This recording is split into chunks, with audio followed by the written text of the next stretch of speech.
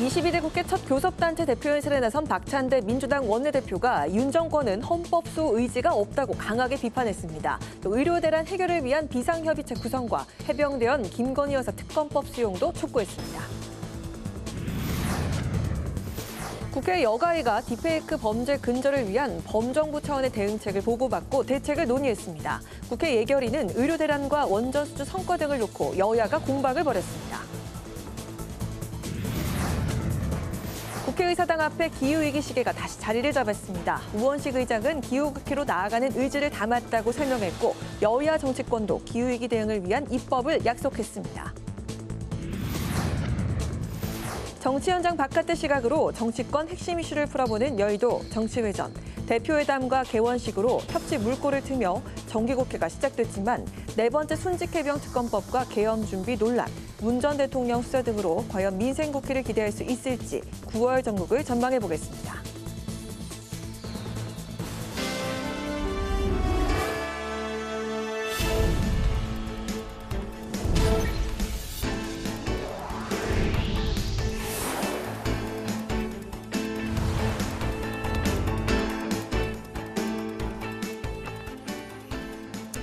여러분 안녕하십니까? 9월 4일 수요일 국회 라이브 6 시작하겠습니다. 오늘 뉴스는 예산결산 특별위원회 중계방송으로 늦게 방송합니다. 정기국회를 맞아 오늘부터 이틀간 교섭단체 대표연설이 진행됩니다. 22대 국회 첫 대표연설에 나선 박찬대 더불어민주당 원내대표는 윤석열 대통령은 헌법소 의지가 없다며 강하게 비판했는데요. 의료 대란 해결을 위한 비상협의체 구성과 해병대원 김건희 여사 특검법 수용도 촉구했습니다. 보도에 강민지 기자입니다. 박찬대 원내대표는 40여 분간 윤석열 정부의 실정을 부각하는 데 주력했습니다. 윤 대통령이 독도지우기 등을 통해 헌법을 유린하고 있다며 반헌법적 뉴라이트 인사들부터 해임하라고 날을 세웠습니다. 독립기념관장 김형석과 고용노동부 장관 김문수, 이 두 명의 반국가관을 가진 공직자를 즉각 해임함으로써 헌법 수호의 책무를 다하겠다는 의지를 보여주길 촉구합니다. 반복되는 거부권 행사와 국회 개원식 불참을 두고는 민심을 거역하고 있다며 대통령을 비판하는 목소리에 귀를 기울이라고 충고했습니다. 의료 공백 사태와 관련해선 사실상 시스템이 붕괴된 절체절명의 상황이라며 여야가 함께하는 비상협의체를 만들자고 제안했습니다. 지금 이 순간에도 환자들이 응급실을 찾아 뺑뺑이를 돌고 있습니다. 여야가 머리를 맞대고 의료계와 정부도 참여해 사회적 대타협을 끌어내야 합니다. 이어 공정과 상식을 바로 세워야 한다며 해병대원 특검법과 김건희 여사 특검법의 수용을 재차 압박했습니다. 대통령 배우자라는 이유로 제대로 된 수사는커녕 황제 조사를 받으며 면죄부를 받는 것은 누가 봐도 공정하지 않습니다. 이제 한동훈 대표가 국민과의 약속을 지킬 차례입니다. 또 내후년 지방선거까지 4년 중임제 등의 개헌을 완료하자고 했고 내수 경기 회복을 위한 민생회복지원금의 필요성도 다시 한번 강조했습니다. 국민의힘은 연설이 친일 프레임 등 대여 정치 공세와 선동에 치우쳐졌다며 사실상 협치를 걷어차겠다는 선언이라고 비판했습니다. 계엄령에 대한 사과와 성찰이 빠진 것에 대해서도 유감이라고 지적했습니다. 내일은 추경호 국민의힘 원내대표의 교섭단체 대표연설이 진행됩니다. 국회방송 강민지입니다. 국회 예산결산특별위원회가 지난해 경제부처의 결산 심사를 진행했습니다. 여당은 현 정부의 원전 수주 성과를 강조했고 야당은 국토부의 대규모 불용액과 의료 위기 문제에 대해 집중 질의했습니다. 오다인 기자가 보도합니다. 국회 예결위가 진행한 지난해 결산 심사에서 여당은 윤석열 정부의 원전 수주 성과를 강조했습니다. 전 정부의 탈원전 정책으로 무너졌던 원전 산업이 이번 정부의 기조 전환으로 성과를 내고 있다는 겁니다. 체코 원전을 저가로 수주했다는 지적에 대해서는 정부가 설명할 기회도 줬습니다. 이 일각에서 구체적으로 이 계약이 확정되지 않은 상태에서 섣불리 이렇게 좀 성과를 가장했다. 또 워낙 저가로 수주해서 빚 좋은 개살구다. 뭐 이런 지적이 있습니다. 체코 현지 언론뿐만이 아니라 네. 그 프랑스 언론에서도 그 가격 단가가 실제로 크지 않았다, 그 입찰 과정에서 크지 않았다는 언론 보도가 있었습니다. 네. 또 여당은 기후위기로 인한 어업인 피해가 크다며 피해 지원 예산이 부족하다고 지적했습니다. 지금 최근 3년간 고수온으로 인한 피해 규모와 피해 지연 현황입니다. 총 3년간 보면 한 740억 정도 피해가 났는데요. 지원은 보험금까지 해봐야 한 50%밖에 안 됩니다. 야당은 4조 5천억 원에 달하는 국토교통부의 대규모 불용액을 지적했습니다. 이에 국토부는 세수 부족으로 적기에 착공이 어려운 사업을 골라 불용 처리한 것이라고 답했습니다. 2023년에 4.5조 원 대규모 불용이 나타났고 불용률도 12.3%로 최대 폭이었습니다. 세수 부족으로 인해서 일반액에서 전입이 줄어서 이제 불용을 했지만 장기화되고 있는 의료 공백도 도마에 올랐습니다. 특히 야당은 추석을 앞두고 응급체계 붕괴로 국민 불안감이 커졌다고 지적하면서 정부 대책을 촉구했습니다. 공보위와 군의관을 추가로 파견하기로 결정했다는 것은 지금 응급실 상황이 비정상적이고 비상 상황이다, 이렇게 하는 것을 인정하십니까? 이 밖에 여야는 코로나 예산에 대한 정부 대응과 통영 거제 고속도로와 남북 구축 고속도로의 원활한 추진도 당부했습니다. 국회 방송 오다인입니다. 인공지능 기술을 악용한 딥페이크 성범죄가 사회적 문제로 대두된 가운데 국회 여성가족위원회는 딥페이크 성범죄 근절과 피해자 구제 등 종합적인 대책 마련에 나섰습니다. 보도에 김희연 기자입니다. 여성가족부 산하 디지털 성범죄 피해자 지원센터와 경찰청, 방심위 등에서 딥페이크 성범죄를 자체 모니터링하고 있지만 지난 4년 동안 관련 범죄가 2.5배 늘어나는 등 심각한 사회적 문제가 되고 있는 상황. 여가위 여야 의원들은 딥페이크 성범죄는 한 부처의 문제가 아니라 범부처가 나서야 하고 종합적인 대책을 마련할 컨트롤 타워가 필요하다고 주장했습니다. 전부 각자 도생으로 이게 뭔가 취합이 안 된다라는 이야기들을 비난을 많이 받았죠. 그래서 지금 아마 제가 알기로는 국무조정실에서 총괄 하는 걸로 8월 30일 날 국무 1차장 그 주관으로 관련 부처들이 다 모여서 그 관련 현황 보고 드렸고요. 그다음에 10월 중으로 범부처 대응 계획 만들어서 총괄 대책 발표를 같이 하기로 했습니다. 특히 여가부가 자체 모니터링이나 피해자의 신고를 받아 불법 영상물 삭제 지원을 하지만 요청 사항일 뿐 강제력이 없어 한계가 있다는 지적도 나왔습니다. 센터가 피해자로부터 삭제를 요청받아 불법 촬영물이 발견된 플랫폼에 지우라고 요청하지만 법적으로 강제할 권한이 없어서 이 같은 상황이 발생하는 거죠. 여야 의원들은 또 딥페이크 성범죄의 피의자 중 70% 이상이 10대 청소년에 해당하고 피해자 역시 10대 청소년이 많다며 피해자 파악과 함께 예방 교육에 중점을 둬야 한다고 주문했습니다. 신고 창구 마련하고 안내해야 합니다. 자, 교육청별로 뭘 어떻게 해야 하는지 구체적인 지침이 없다. 현장에서는 이렇게 말하고 혼란이 아주 커요. 10대들은 예방 교육이 중요한데 그 컨텐츠를 차관님께서 아직 안 보셨다는 게 정말 좀 유감스럽습니다. 10대 학생들 눈높이에 맞는 그런 콘텐츠가 될 수 있도록 좀 잘 들여다보도록 하겠습니다. 이 밖에 여가부는 디지털 성범죄 피해 연락 창구를 365일 24시간 운영되는 여성 긴급전화 1366으로 통합을 추진하고 과기부는 불법 복제를 막고 AI 생성물 여부를 구분할 수 있도록 워터마크 의무화를 추진할 계획입니다. 국회 방송 김희연입니다. 국회 안에 있었던 기후위기 시계가 더 많은 시민들의 발길이 닿는 국회의사당 앞으로 자리를 옮겼습니다. 우원식 국회의장은 기후위기 대응은 선택이 아니라 다른 길이 없는 생존 문제라며 22대 국회를 기후국회로 만들자고 강조했습니다. 김동희 기자입니다. 4년 321일, 국회의사당 앞뜰에 있는 기후위기 시계가 지구 평균 기온이 산업화 전보다 1.5도 올라가는 데까지 남은 시간을 보여주고 있습니다. 이 시계를 멈춰 세워야만. 우원식 국회의장과 여야 지도부는 기후위기에 적극 대응하겠다고 한 목소리를 냈습니다. 22대 국회를 기후국회로 만들자는 우원식 의장. 지구 평균 기온의 1.5도 상승이 기후재앙 마지노선이라 불리는 상황에서 비상한 각오로 온실가스 배출량을 줄여야 한다고 강조했습니다. 기후위기 시계는 생존 경고 등이라며 국회가 탄소 중립의 모범이 되자고 밝혔습니다. 우리가 알면서도 머뭇거리거나 눈 감아버린다면 그리고 타협하는 사이에도 탄소 배출량은 그 한계치에 점점 더 도달하고 있습니다. 남은 시간은 째깍째깍 줄어들고 있고 그리고 우리에게 그 경고등은 점점 빨간불로 변해가고 있습니다. 기후위기 대응을 위한 입법과 정책 활동을 지원하고 국회 내 재생에너지 설비를 늘리겠다고 약속했습니다.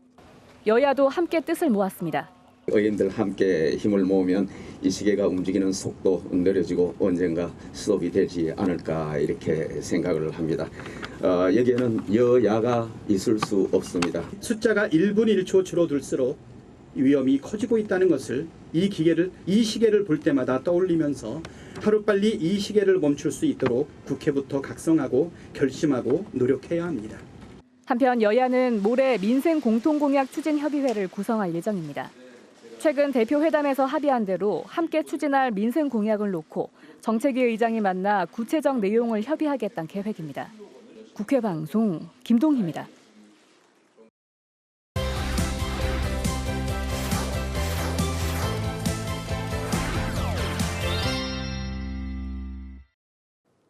네, 오늘 이슈픽 서원환 기자와 함께 야권에서 추진하는 해병대원 특검법 새로운 발의한 내용을 상세하게 짚어보겠습니다. 서원환 기자 안녕하세요. 네, 안녕하십니까? 네, 민주당에서 다시 해병대원 특검법을 발의했습니다. 한도군 국민의힘 대표가 제안한 제3자 추천 아이디어를 반영했는데 이게 좀 어떻게 달라졌는지 정리를 좀 해주실까요? 네, 이번이 네 번째 이 해병대원 순직 관련된 특검법입니다. 이 대통령의 겁권 행사로 폐기된 두 건과 이미 발의되어 있는 박찬대 의원 법안을 포함해서 해병대원 사망 사건을 수사하는 특검법 발의만 네 번째인 겁니다.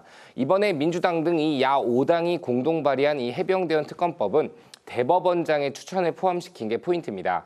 대법원장이 특검 후보 4명을 국회의장에게 추천하면 국회의장이 이를 야당에 송부하고 민주당에서 1명, 또 비교섭단체 야권에서 1명, 총 2명을 선택해 대통령에게 다시 추천하는 방식입니다. 최종 결정권자는 대통령이지만 야당에게 이에 상응하는 권한을 준 것도 포인트입니다. 이 대법원장 추천 후보 가운데 적합한 인물이 없다고 판단되면 야당은 다시 추천을 요청할 수 있는 비토권을 부여했고요. 재요청 횟수에도 제한을 두지 않았습니다.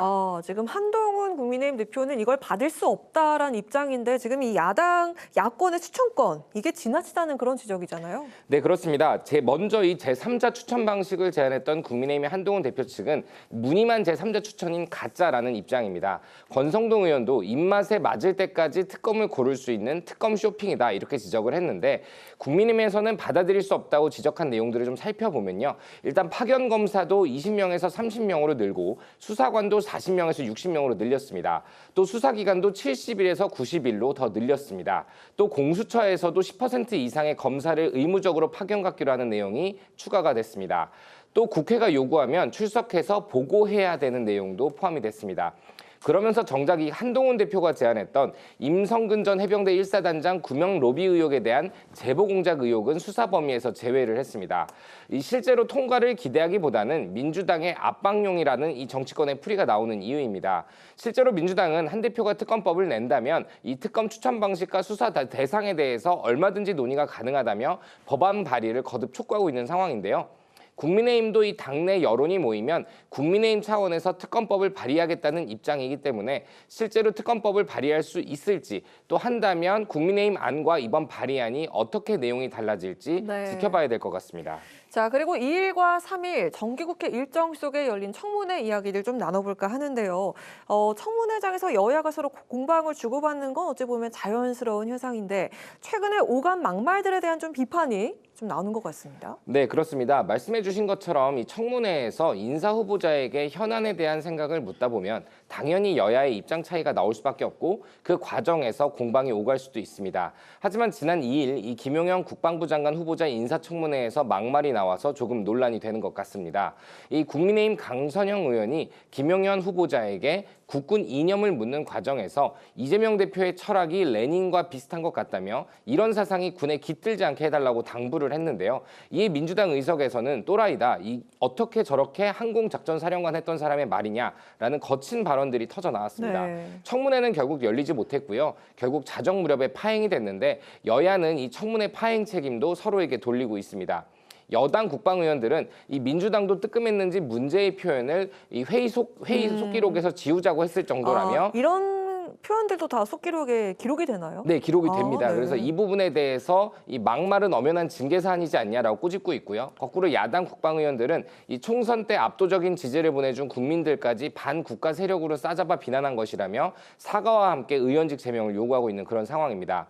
이런 여야 대치 속에서 김용현 후보자의 이 청문 보고서 채택은 불발될 가능성이 큰 상황입니다. 네, 민주당 그 의원들도 속기록에서 지우자고 할 정도로 강한 막말이었다 이렇게 여당 국방위원들이 이야기를 했고 또 일각에서는 인사청문회가 인사검증이란 본질이 약해지고 있다는 우려도 나오고 있습니다. 인사 당사자들은 자료 제출도 거부를 하거나 미루고 또 국회의원들 역시 또 상대방 당에 대한 공세나 자당 지지층만을 의식하다 보니까 이게 인사검증이 제대로 되지 않는다 이런 지적이 많잖아요. 네, 보신 적이 있을 것 같긴 한데 네. 이 SNS를 보시면 이 자극적인 제목으로 올라오는 인사청문회 영상 자료들이 굉장히 많습니다. 짧게 되게 많이 나오더라고요. 네, 그렇습니다. 주로 이 국회의원들이 후보자에게 답변할 시간을 주지 않고요. 고성으로 질의를 하거나 면박을 주는 그런 영상들이 주를 이루고 있는데 네. 댓글을 댓글을 보면 자당 지지층으로부터 사이다 같다라는 반응들이 올라옵니다. 그런 SNS 영상은 말씀하신 것처럼 30초에서 1분짜리 이 짧은 영상, 즉 이 쇼트폼으로 만들어져서 네. 올라가는 게 보통 일반적인데 이는 극성 지지층들의 정치 팬덤을 노린 것이다라는 평이 나옵니다. 상당히 많이 올라오더라고요. 네, 그렇습니다. 이 인사청문회에 대한 비판론이 늘어난 것에 대해서는 역시 후보자들의 책임도 사실 빼먹을 수는 없습니다. 이 하루 푸닥거리가 되어버린 인사청문회에 적극적으로 진심을 다해서 대응을 하기보다는 대충 답변하면서 넘어가려고 하는 모습들이 눈에 띕니다. 또 최근에 있었던 검찰총장, 인권위원장, 또 국방부 장관 다 국회 동의 없이 임명이 가능한 탓도 있었을 겁니다. 그러다 보니 자료 제출도 비협조적이었습니다. 대표적으로 이 심우정 검찰총장 후보자의 인사청문회 때 민주당과 조국혁신당은 요청한 자료 377건 중에 70%에 달하는 자료가 제출되지 않았다라고 지적을 했었거든요. 네. 거꾸로 국민의힘에서는 이에 대해서 이 가족 자료 제출을 하지 않는 부분은 서로 양해해왔던 부분이라며 오히려 후보자를 방어하는 모습을 보였습니다. 여야가 정쟁을 하더라도 인사검증이라는 본질을 지키려고 했던 이 인사청문회 선이 무너지고 인사청문회의 본질에서 멀어지고 있는 게 아니냐라는 우려가 나오는 이유들인 것 같습니다. 네, 오늘 말씀은 여기까지 들어보도록 하겠습니다. 오늘 이슈픽 서하나 기자와 함께했습니다. 고맙습니다.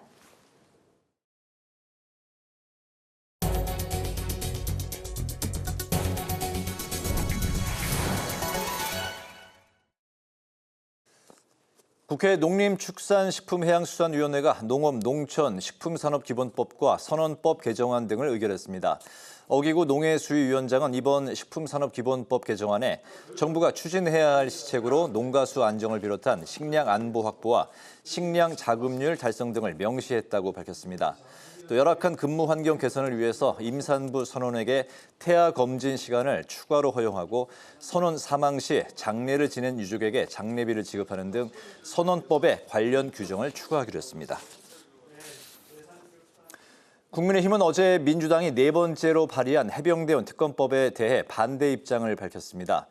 국민의힘은 논평으로 대법원장이 특검 후보 4인을 추천하면 야당이 2명으로 압축하는 제3자 추천특검법을 민주당이 발의했지만 야당의 비토권을 부여하면서 무늬만 제3자 추천으로 전락했다고 지적했습니다. 그러면서 사실상 본인들 마음대로 하겠다는 것이라며 공정성과 객관성을 잃은 특검은 진실을 규명할 수 없다며 반대했습니다. 더불어민주당이 오는 24일 금융투자소득세와 관련해 첫 당내 토론을 추진합니다. 한민수 대변인은 금투세 완화 찬성팀과 반대팀을 각각 2명 또는 3명으로 구성해 각 팀 의원들이 대결하는 형식으로 토론을 진행할 예정이라고 설명했습니다. 한 대변인은 관련 분야 디베이트 전문가도 초청해서 실시간 중계할 예정이라며 이후에도 토론을 거쳐 주요 정책에 대한 의견들이 모아지는 과정을 계속해서 보여드리겠다고 강조했습니다. 조국 혁신당 대표가 이번 22대 국회 첫 국정감사 기조를 탄핵 국감으로 설정했다고 밝혔습니다.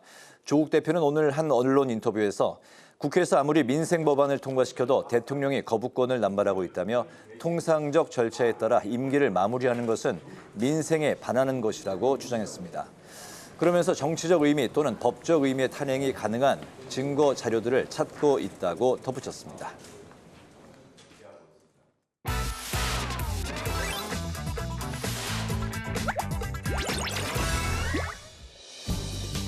(9월 4일) 강아랑이 전해주는 정치권의 뜨거운 말말말 강아랑의 정치랑입니다. 오늘 첫 번째 주제는 의료 대란은 전공의 탓입니다. 어제죠, 한덕수 국무총리가 응급실 진료 공백 사태로 국민적 불안이 커지는 데 대해서 이렇게 말했죠. 저는 붕괴됐다고는 생각하지 않습니다만 중증 환자와 난치병 환자를 떠나버린 전공의가 제일 먼저 저는 잘못한 행동을 했다. 저는 이재명 대표는 한덕수 총리 발언을 겨냥해 의료 대란 책임을 의사들에게 돌려선 안 된다고 지적을 했는데요. 또 이른바 응급실 뺑뺑이 사태를 언급하면서 국민 생명을 걸고 모험해선 안 된다고 꼬집었습니다. 정부의 의료개혁 기조 변화를 재차 촉구한 건데요. 의료 대란 장기화에 여당 내에서도 국민 피해가 커질 수 있다는 우려의 목소리가 나오고 있습니다. 심각해요. 심각하죠. 심각합니다. 그래서 분명히 응급실 수요가 늘어날 거로 보고 있어요. 그리고 압박을 더하면 의사들이 돌아올 걸로 보고 있지만 한동훈 대표는 그러지 않을 걸로 보고 있고 국민들이 불안하지 않고 누가 현명하게 행동을 해줬으면 좋겠고 실제로 응급실을 방문해서 반나절 정도 계시면서 환자들과 이야기도 나눠보고 이 현장들을 제대로 파악하는 것이 필요하다. 그럴 가능성이 높다고 생각합니다. 그리고 의사적인 책임은 의사가 있으니까 그렇지만 이 원인 제공이 또 어디서 시작이 됐는가 갑자기 의사들과는 전혀 상의 없이 2,000명에 해당되는 그 증원을 하면서 이 문제가 이제 불거졌던 겁니다. 정부는 현재 의료계 현장에 어려움은 있지만 극복해낼 수 있다고 판단한다며 응급실 붕괴 우려엔 선을 그었는데요. 의료 현장에 어려움이 있다는 것은 인정을 했고요. 그거 자체를 부인하는 것이 아닙니다. 그 어려움을 극복해내기 위해서 정부와 지자체, 의료기관이 2월 달부터 계속 어떻게 보면 혼신의 힘을 다 해오고 있는 것이에요. 그렇죠. 그런데 어려움이 있다고 해서 마치 내일 모레 모든 의료기관이 뭐 붕괴라는 표현이 뭔가요? 그래서 국민 불안을 가중시키는 표현들을 하시는지 잘 이해가 되지 않습니다. 어제 오늘 연이어 여야 대표들이 응급실을 찾아 현장 점검에 나선 가운데 의료 대란 해결이 시급하다는 데 공감하는 분위기입니다. 교섭단체 대표연설에 나선 박찬대 민주당 원내대표는 여야와 의료계, 정부가 함께하는 비상협의체를 구성해야 한다고 제안했습니다. 수개월째 의료체계 경고음이 울리고 있는 가운데 비상협의체가 구성돼 의료 대란 실마리를 찾을 수 있을지 국민들의 기대는 커지고 있습니다. 이어서 오늘 두 번째 주제는 호남 쟁탈전입니다. 10월에 있을 전남 영광군수와 곡성군수 재보궐선거를 앞두고 더불어민주당과 조국혁신당이 표심 잡게 돌입한 모양새입니다. 먼저 민주당은 지도부의 연이은 호남 방문을 예고하며 텃밭 다지기에 나섰는데요. 전남과 광주 그리고 전북을 돌면서 예산정책 협의회를 여는가 하면 최고위원들이 전남 지역을 돌면서 지역 민심 청취에 집중했습니다. 반면 조국혁신당은 이번에 있을 재보궐선거 지역구를 전략선거구로 지정하며 전력 투구에 나선 상황인데요. 특히 이번 재보궐선거를 위해 전남 지역에 월세로 거주하며 선거를 지휘하겠다는 계획을 밝혔죠. 민주당과 조국혁신당은 표심을 호소하면서 미묘한 신경전을 보였습니다. 조국당도 이제 뭐 경쟁에 지금은 평시가 아니라 전시 중이다. 아무리 조국혁신당이 우당이라 할지라도 민주당은 아니지 않습니까? 조국혁신당에도 좀 표를 줘야 되는 거 아니냐 이런 생각을 혹시 하고 계신다면 그것은 이재명 대표 체제가 흔들릴 수 있는 균열과 분열에 도움이 되는 일이다. 그 호남 지역은 오랫동안 그 전통적으로 민주당이 강한 지역이죠. 사실 조마조마한 마음으로 갔는데 야 해볼만하다라는 확신을 가지고 돌아왔습니다. 네, 지난 총선에서 두 당은 호남 비례대표 득표율에서 박빙의 표차를 보이기도 했습니다. 때문에 이번 재보선에서 총력을 기울이며 물러서지 않겠다는 각오를 보이고 있습니다. 조국 대표는 부산 재보궐선거에선 후보 단일화를 하자고 민주당에 제안하면서도 호남에선 민주당과 치열하게 경쟁하겠다며 경쟁을 이고 있습니다. 이를 의식한 듯 박찬대 민주당 원내대표는 전남을 찾아 그간 민주당은 아쉽고 많이 부족했다고 지적하며 새 지도부는 전남의 발전을 이끌 것이라고 호소했습니다. 이번 전남 두 지역의 선거는 전국 규모는 아니지만 조국 혁신당이 독자 행보를 구축할 수 있느냐 없느냐의 기로에 놓였다는 해석이 나오고 있습니다. 민주당의 텃밭 굳히기로 결론이 날지 호남 표심의 향방에 정치권의 이목이 집중되고 있습니다. 지금까지 강아랑의 정치 랑이었습니다. 되어있는 기밀에 제66조에 따라 국회에서 결정할 수 있는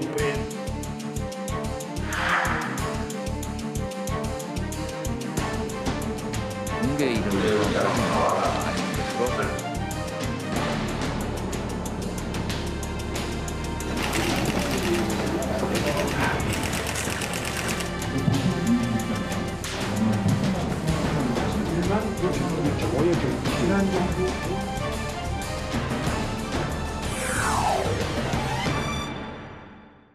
정치 현장에서 한 걸음 떨어져 보다 객관적이고 분석적인 시선으로 정치권의 쟁점을 들여다봅니다. 여의도 정치외전 최병천 전 민주연구원 부원장, 정호김 전 새누리당 의원 두 분과 함께하겠습니다. 두 분 어서 오십시오. 네.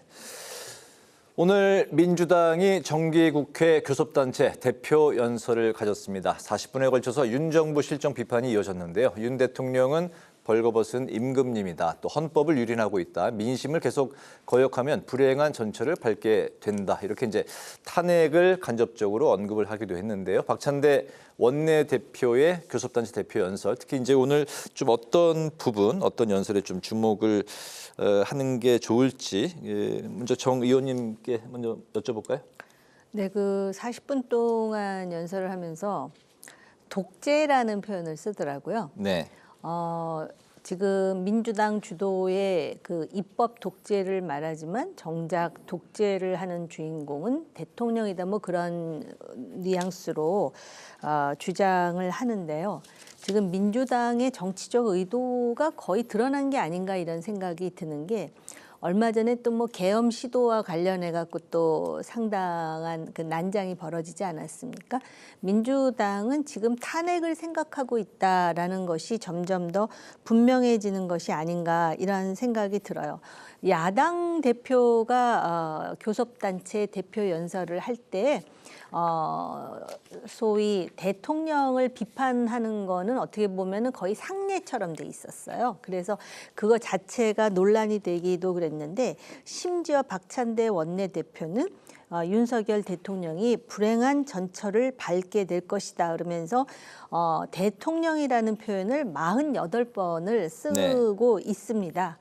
그러면서 야당 의원들은 박수를 치고 여당 의원들은 또 성토를 하고 이런 분위기가 다시 한번 되풀이 됐는데요.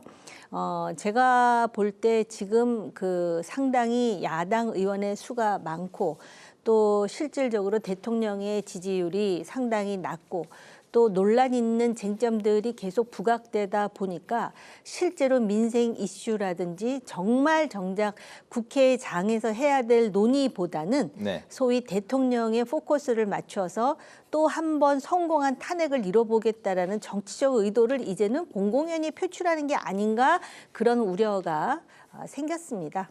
네, 뭐 결국은 오늘 그 박찬대 원내대표의 연설은 포인트가 탄핵이었다.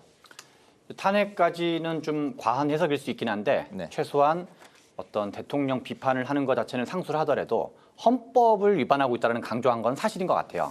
여러 가지 면에서 뭐 헌법 몇 조가 어떻고 영토 조항이 어떻고 다양한 것들을 걸면서 이제 국민의힘 쪽 분들이 보기에는 이거 탄핵을 위한 빌드업 아니야? 또는 이제 기자분들 일부도 이제 저한테 이러저런 문의를 하면서 이거는 뭐 탄핵을 위한 빌드업인지 그래서 그렇게 해석될 여지가 이제 좀 뭐랄까 좀 안 좋게 보는 분들은 해석될 여지가 있을 수도 있는데 실제로 저는 민주당이 탄핵을 할 가능성은 거의 없다고 생각을 해요.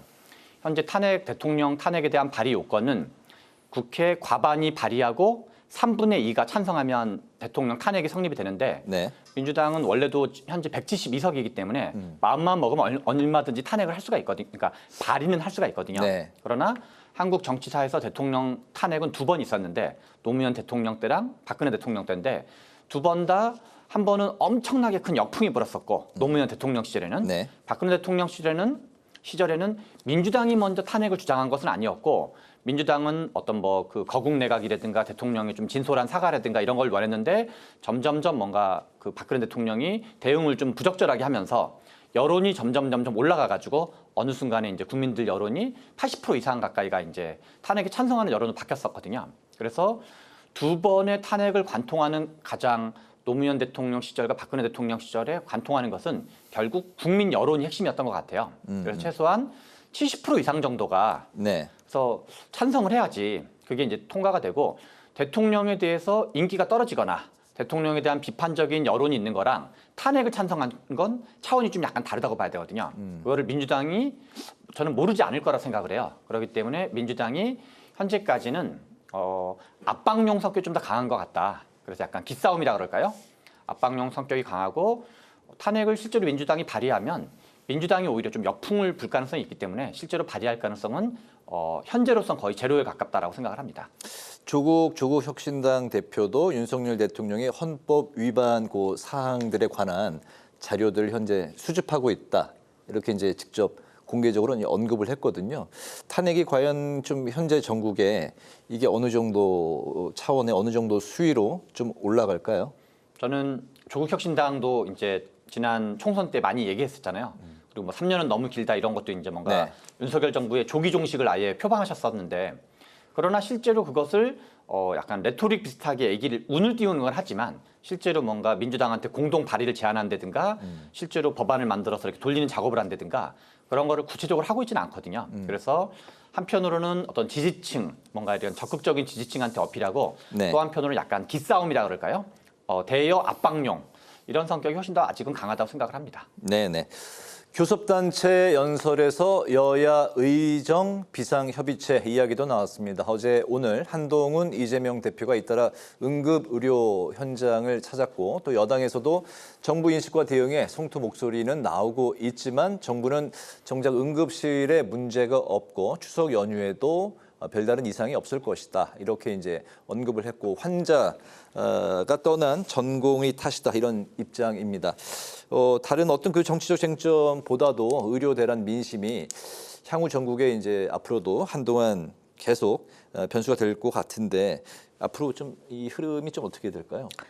이제 추석이 되면은 응급실 상황이 더 나빠질 수밖에 없거든요. 그런데다가 당장 지금 다치지 않더라도 어르신들이 가족 중에 있다거나 또는 대체로 요새는 아픈 사람이 가족에 한두 명은 있지 않습니까?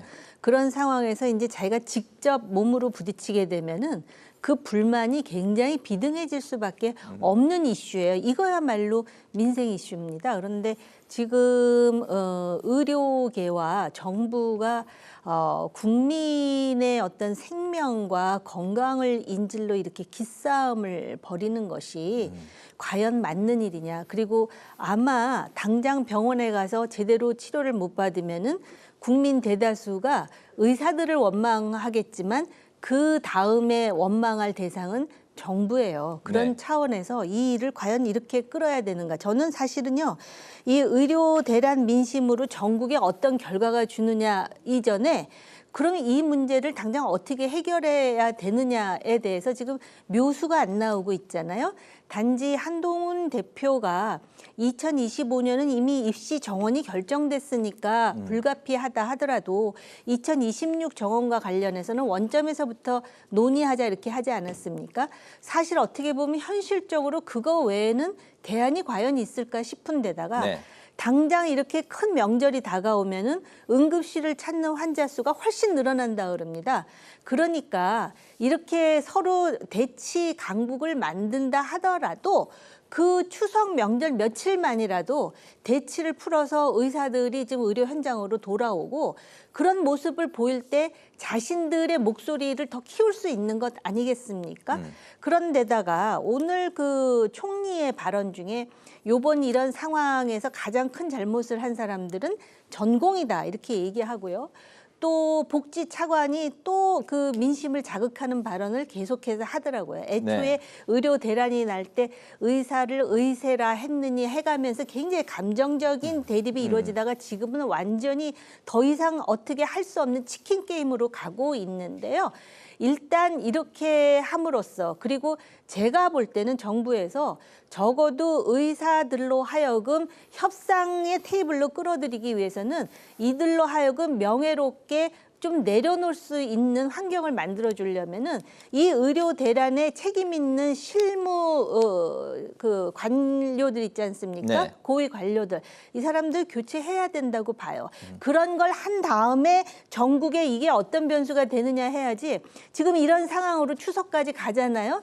이것처럼 무책임하고 비인간적인 이러한 사람들은 없다라는 비난을 정부와 의료계가 같이 받는데 제가 볼 때는 이게 정부가 더 많이 받을 수밖에 없는 구도라는 경고를 안 드릴 수가 없어요. 네네. 의사들이 한시적으로 추석 연휴라도 이제 좀 응급실을 채울 수 있는 그런 이제 명분과 대책을 시행을 해야 의사들이 이제 좀 반응을 할 수 있는 명분이 생기는 건데 오히려 그 정부는 이제 전공의 탓이다 이렇게 더 강경 드라이브로 대통령도 내년 이제 의대 증원은 확정이다 이런 최근에 또 언급도 하지 않았습니까?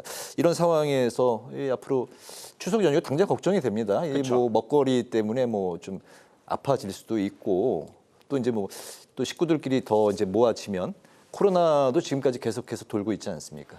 지금 응급의료실을 지키고 있는 분들이 뭐 통상적으로 한 10명에서 4-5명 또는 뭐 5-6명 빠져가지고 10명의 의사가 지키던 거를 뭐 3명, 4명, 5명 지키는 병원이 허다하고 네. 오늘 이제 뭐 그 한국일보라든가 동아일보라든가 이런 경향신문 이런 데서도 이제 의료 응급실 현장에 대한 취재 기사가 되게 많이 나왔는데 22군데 병원을 또 달아당기다가 어느 이제 2살짜리 여아가 의식불명 상태에 생겼다라는 그런 이제 안 좋은 뉴스도 많이 나오고 있는데요. 다만 이제 대통령과 정부는 마치 아무 일 없이 모든 게 다 원활하다가 대통령의 표현이죠. 지금 의료 현장은 다 원활하기 때문에 아무 문제 없다라고 말하는 거는 좀 약간 이제 안드로메다식 인식을 좀 하고 계신 측면이 있는 것 같다.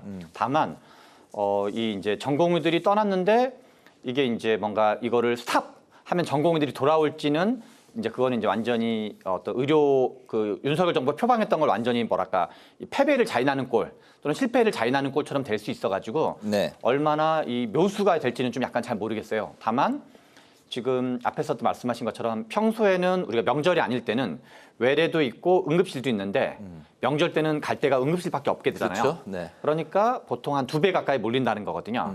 그래서 일단 정부는 공보위 및 군의관 한 200여 명 정도를 투입하겠다는 건데 그것도 뭐 이렇게 그 뭐 긴급하게 쓸 수는 있는데 과연 그걸로 충족될 수 있는 건가 그런 점에서 뭔가 좀 정부가 이 과정에서 양보할 건 좀 양보하고 타협의 지점을 찾으려는 거. 그러니까 완전히 뭐 정부가 뭐 이렇게 항복하듯이 하진 않는다 하더라도 그 이제 전공의들도 돌아온 명분이 좀 필요하거든요. 그래서 그런 점에 좀 포인트를 맞춰서 검토 같은 게 좀 필요하지 않나 이런 생각이 듭니다. 군의관들로 채우더라도 평시 이제 응급의료 현장의 그 인적보다는 숫자보다는 이제 부족하다는 상황이고 그리고 이제 또 적응하는 시간도 또 필요하다고 하네요. 그렇죠. 어쨌든 이제 다음 주 이제 주말이 바로 추석 연휴가 시작이 되는데 전혀 이 전국이 풀리지 않고 있는 그런 상황입니다. 한편 야5당은 네 번째 순직 해병 특검법을 발의했습니다. 대법원장이 특검을 추천하지만 야당에게 거부권이 있다는 게 이제 그 핵심인데요.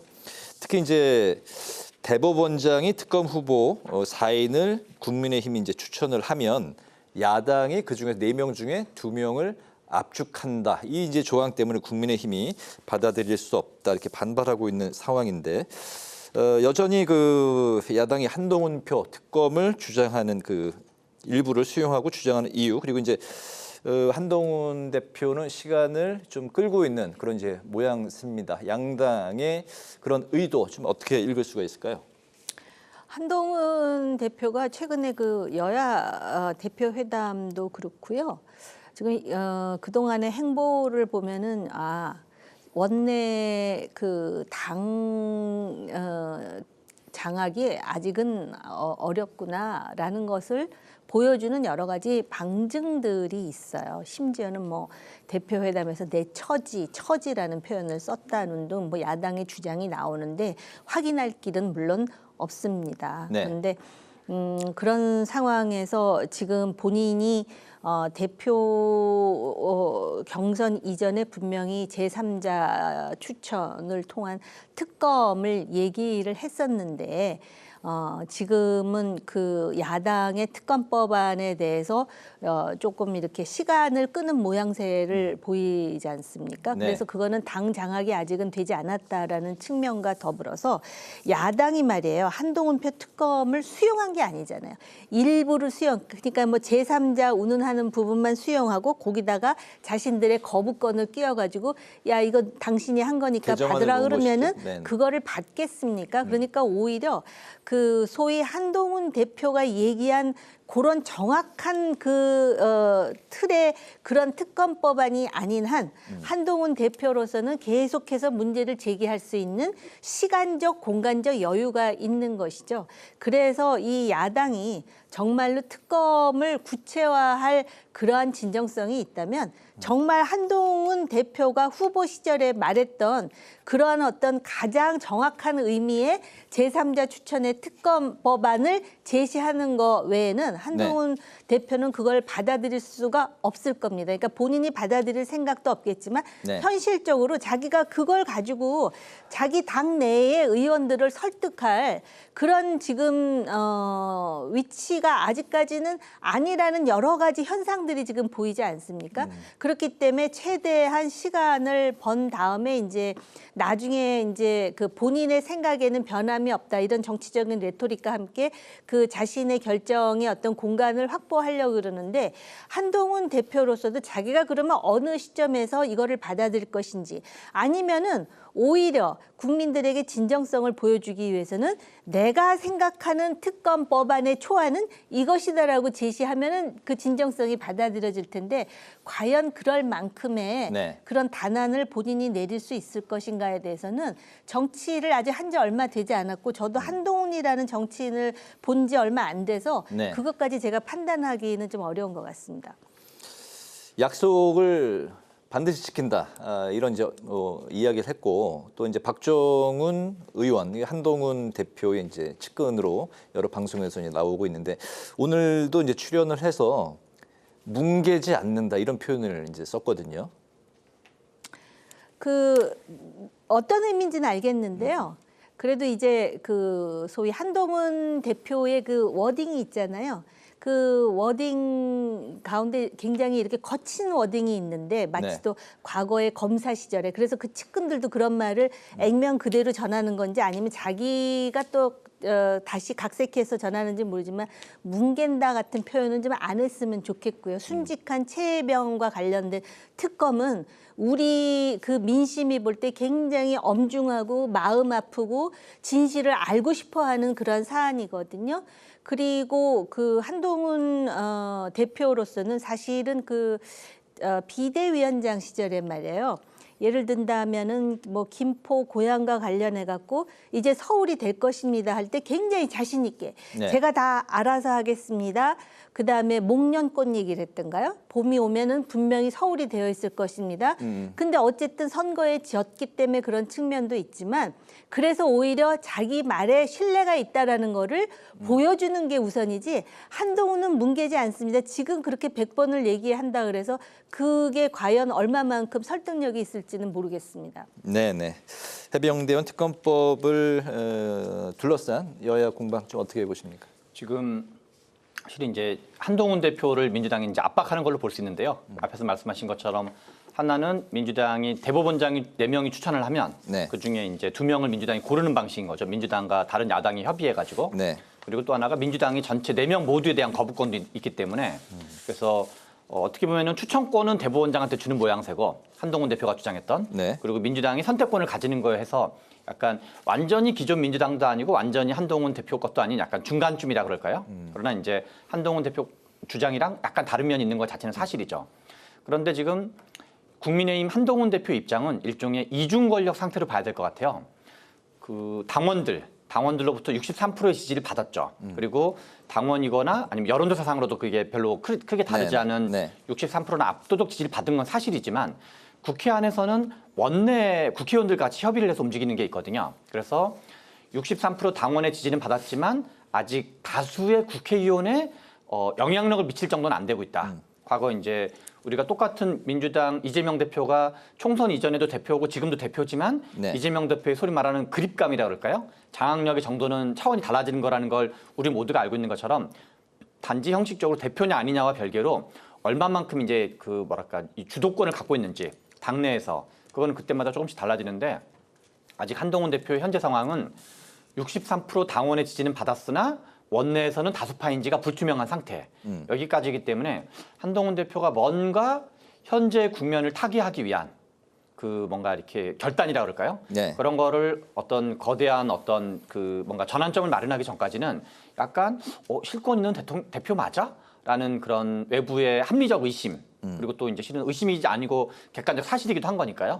그런 국면을 이대로 계속 가면 안 되고 뭔지 모르지만 돌파구를 마련해야 된다 이런 생각이 듭니다. 예, 남은 이슈는 계엄령 준비설 그리고 문 전 대통령 수사 피의자 그 지명 그런 이야기로 오늘 이슈 마지막으로 좀 다뤄보겠습니다. 그 이재명 대표가 계엄령 준비설을 꺼내 들어서 여야 간에 이제 공방이 계속 이어지고 있습니다. 네, 꺼내든 이 계엄령 준비설 꺼내든 그 이유가 어디에 있다고 보십니까?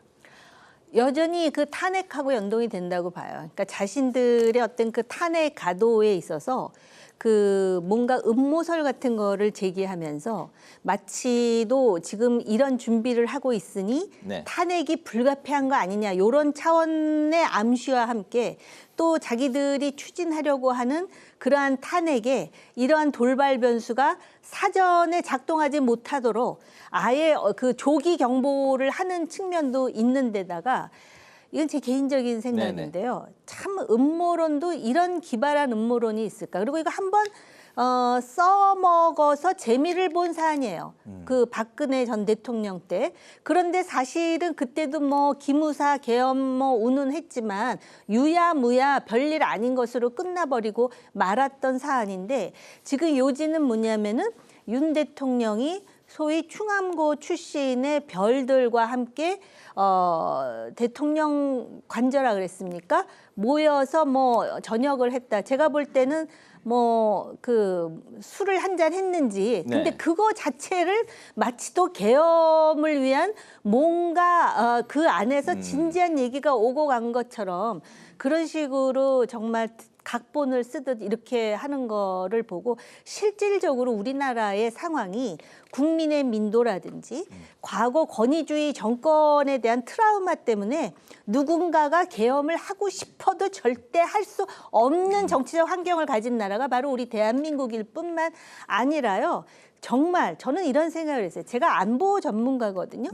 지금 북한이 말입니다. 만에 하나 극단적인 상황에서 정말 도발이라든지 돌출 변수가 작동을 해서 계엄이 불가피해도 지금 계엄을 할 수 없는 상황이 될 수도 있겠다라는 그러니까 다른 나라하고는 다른 21세기에 거의 유일하고 매우 위험한 화약고 같은 이 지역이 바로 한반도인데 그런 거를 지금 정치적으로 함으로써 대통령실이 이런 얘기 하잖아요. 이재명 계엄농단 대표적을 걸고 말아라 이렇게 얘기하고 지금 민주당을 보면은 그것과 관련해서 아는 사람은 김민석과 박선원뿐이고 나머지는 다 모른다예요. 그리고 지금 이것에 대해서 하나하나 이제 발을 빼는 식의 형국이면서 그냥 우리가 경계하는 차원에서 말을 했다라는 그런 무책임한 얘기들을 하는데요. 더 이상 이거를 정치적 화두 내지는 소재거리로 삼아가지고 아니면 말고시게 지금 이거 외에 이거 아니라도 말입니다. 조금 전에 우리가 의료 대란 얘기했잖아요. 그런 걸 가지고 정말 묘안을 제시해서 정말 완전히 손바닥을 치면서 와 그런 정말 정책 대안이 있구나 이걸 가지고 점수를 따야지 이런 식의 굉장히 저급하고 후진적인 이 정치 행태에 그 소위 반복, 악순환에 민주당이 큰 역할을 하고 있다고 저는 생각합니다. 아, 그렇게 보시는군요. 실제 뭐 계엄령은 또 국회에서 통과가 돼야 되는 거 아닙니까? 국회 이제 제적의원 2분의 1, 그러니까 절반 이상이 반대하면 또 이제 할 수가 없는. 해제되는 거죠, 자동. 네네네. 그 지금 민주당이 172석, 그다음에 야당이 다 합쳐서 이제 192석이라는 어마어마하게 큰 특히나 87년 민주화 이후에 네. 여당과 야당으로 쳤을 때 가장 많은 의석을 이제 갖고 있는 거로 볼 수 있는데요. 그런데 지금 민주당한테 국민들이 큰 힘을 줬는데 큰 힘을 좀 잘 쓰고 있는가라는 측면에서 좀 뭔가 민주당이 좀 잘 헤아릴 필요가 있을 것 같아요. 그 한동훈 대표랑 회담을 할 때 한동훈 대표가 13분 이재명 대표 19분 하는데 저도 이제 영상을 봤었는데요. 한동훈 대표가 뭔가 좀 약간 자극적인 사법 리스크라든가 이런 얘기를 하긴 했죠. 그리고 우리나라 법에서는 3심제가 있는데 1심에서 나오면 그거를 마치 수용할 거냐라 물어보는 거는 좀 이재명 대표 입장에서 충분히 언짢을 수 있는 얘기였다 생각이 들어요. 그래서 이재명 대표가 이거를 준비한 멘트였는지 아닌지까지는 모르겠지만 갑자기 이제 거기서 계엄령 얘기가 나오면서 행정부 독재 같은 걸로 치달을 수가 있다 우리나라가. 그리고 국회의원들 계엄령 같은 거 발동되면 국회의원에 대한 체포 같은 것도 있을 수 있다 해서 근데 이 전에는 이제 몇 명 민주당의 비중 있는 의원들, 뭐 사성 장군 출신도 얘기하고 국정원 출신도 얘기하고 수석 최고위원도 얘기했는데 민주당에 너무 무게감 있는 분들이 너무 근거 없는 얘기를 너무 자신만만하게 해가지고 국민들이 보기에 이게 마치 우리 과거에 그 민주당의 아무개 의원이 청담동 술자리 의혹을 얘기해가지고 그 뒤로 이제 해프닝으로 끝난 적이 있었는데. 민주당이 차기 수권 정당으로 보이려면 이런 문제에 대해서 좀 더 신중한 어떤 처신이 필요한 게 아닌가 이런 생각이 듭니다. 네, 자충수가 될 수 있다 민주당에게 그런 말씀이신 것 같아요. 이제 민주당도 그런 걸 뭐 전혀 모르지 않으니까 이제 조금씩 약간 살짝 이제 뭐 빠지고 있는 것 같습니다. 네, 민주당이 문 전 대통령 수사에는 이제 대책기구까지 이제 구성을 했고 김영진 의원이 이제 대책기구 위원장을 이제 맡은 것 같은데요. 추석 직후에 이제 문다혜 씨 소환에 이어서 문 전 대통령 부부도 포토라인에 서는 상황까지 갈 것인지 문 전 대통령 수사가 몰고 올 이 정치적 파장 어느 정도로 예상을 하시는지 오늘 이 부분은 오늘 좀 시간 관계상 좀 한 1분 정도씩 들어보겠습니다. 그 추석 전후에 전직 대통령이 뭐 포토라인에 쓰든 어찌됐든 그런 얘기가 나오니까 이거 정치적 함의가 있다. 그러니까 추석 메뉴에 윤 대통령 부부가 올라가는 것을 뭐 사전에 막기 위해서 이런 것 아니냐 하면서 민주당이 흥분하고 맹공하는데요. 저는 뭐 그 얘기도 그렇게 틀린 말은 아닌 것 같아요. 네네. 그렇기는 한데 그 대통령 집권 시절에 대통령의 사위가 아무 경험도 없이 게임 회사 직원 다니다가 갑자기 항공사 전무로 가가지고 연봉을 수억씩 받았는데 그 사주가 느닷없이 공공기관장이 되다가 국회의원이 되고 이렇게 생각하면은 그런 얘기를 딱 들었을 때 한국 사람이라면은 심증은 가는데 하는 사람이 10에 9열은 되지 않을까. 물론 이제 이거를 물증으로 얼마만큼 제시를 하느냐. 그게 관건이겠죠. 그러다 보니까 그 딸이 뭐 이 정도면 막가자는 거다 참지 않겠다 그랬는데 저는 참을 필요 없다고 생각해요. 당당하면 수사받고 나 아니거든요. 내 전 남편이 그만큼의 능력이 있었다라는 제시를 하면 되지 않을까 싶어요. 네. 근데 하필이면 이 시점에 왜 이 이슈가 불거져 나왔을까 하는 이제 그런 의심하는 그런 쪽의 그 시선들도 많이 있는 것 같습니다. 2020년에 국민의힘이 고발을 해서 수사하게 된 거라는 건데요. 지금 4년 전에 한 거거든요. 네. 4년 동안 가만히 뭐 이렇게 뭐 별로 가만히 있다가 지금 저는 이 사건은 김건희 여사 물타기용 수사라고 생각이 들어요. 김건희 여사에 대해서는 국민권익위원회가 실제로 뭐 300만을 받은 게 명백하고 여러 가지인데도 그리고 대통령은 신고도 안 하고 그래서 김영란법을 위반한 것이 너무나 뚜렷한데도 그리고 가가지고 출장 수사하고 등등 하면서 그래서 김건희 여사가 언론에 중심적으로 나오니까 거기에 물타기하기 위해서 문재인 대통령의 따님인 문다혜 씨를 중심으로 하고 문재인 대통령을 이제 세우려고 하는 건데 이거야말로 제가 보기엔 역풍이 불 가능성이 매우 높다라는 생각이 듭니다. 역풍이 불 가능성이 높다. 충분히 수사할 뭐 그런 이유가 된다. 아니, 그러니까는 수사를 해서 뭐가 나왔으면 벌써 나왔을 것이고 타이밍으로 볼 때 민주당의 주장, 제가 모두에 그 말씀 드렸잖아요. 그게 일리가 있기는 한데 그 내용을 보면은 대통령의 사위라 그래갖고 느닷없이 수억의 연봉을 받는 항공사의 임직원이 된다 그러면은 한국 사람의 정서상 그리고 한국의 문화적 사회적 분위기상 고개가 갸우뚱거리는 일인 건 사실이라 이런 뜻이에요. 알겠습니다. 이쯤 마무리하도록 하겠습니다. 여의도 정치외전 지금까지 최병천 전 민주연구원 부원장, 정호김 전 새누리당 의원 두 분과 함께했습니다. 오늘 말씀 잘 들었습니다. 감사합니다. 네, 오늘 국회 라이브 6도 여기서 마치도록 하겠습니다. 시청해주신 여러분 고맙습니다.